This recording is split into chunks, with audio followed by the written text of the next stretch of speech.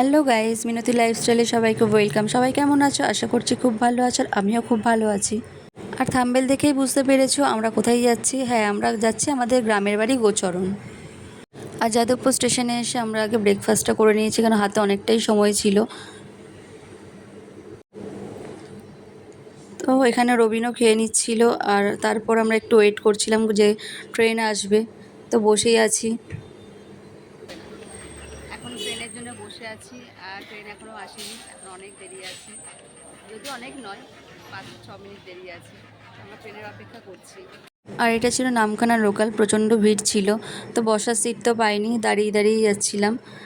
তো দেখতেই পাচ্ছ রবিন গেটের সামনে একদম দাঁড়িয়েছে। আর নামার পর আমরা হেঁটে হেঁটে যাচ্ছি, প্রচণ্ড রোদ। তারপর চলে গেছিলাম মিষ্টি দোকানে বাড়ির জন্য মিষ্টি কিনবো বলে। তো মিষ্টি কেনার পর আমরা গাড়ি ধরে নিয়েছিলাম, আর তারপর আমরা নেমে গেছি আমাদের বাড়ি যাওয়ার জন্য। হেঁটে হেঁটে যেতে হবে কিছুটা, তো হেঁটে হেঁটে যাচ্ছিলাম। তো আমরা বাড়িতে ব্যাগ ট্যাগ রেখে আবার বেরিয়ে পড়লাম হাটে। তো এখন রবিন এটিএমে টাকা তুলতে গেছিলো, আর তারপর ওদের লস্যি খেতে ইচ্ছা করেছিল। আর ঠিক এটিএমের পাশে এই লস্যির দোকানটা আছে, দাদাটা খুব ভালো লস্যি বানায়।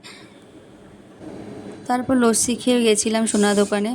সোনা দোকানে একটা জিনিস কেনার ছিল, তো গেছিলাম। তারপর ওখান থেকে বেরিয়ে আমরা একটু ফল কিনে নিয়েছি বাড়ির জন্যে। তো এখানে রূপা আর রবিন যাচ্ছে ফল কিনে নিয়ে।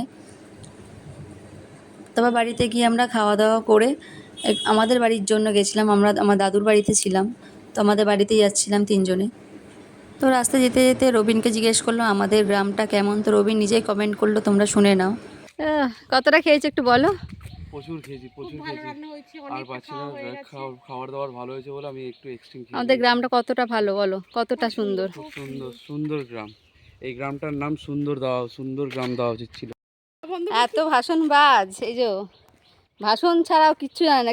একে হচ্ছে প্রধানমন্ত্রীর জায়গাটা দেওয়া উচিত ছিল, একে প্রধানমন্ত্রীর জায়গাটা দেওয়া উচিত ছিল। আর এই মন্দিরটা দেখতে পাচ্ছ, এটা বড় ঠাকুর আর কালী মায়ের মন্দির। এই মন্দিরটার উদ্দেশ্যে প্রতি বছরই এখানে মেলা হয়, আমরা আসি এখানে প্রতি বছর মেলায়।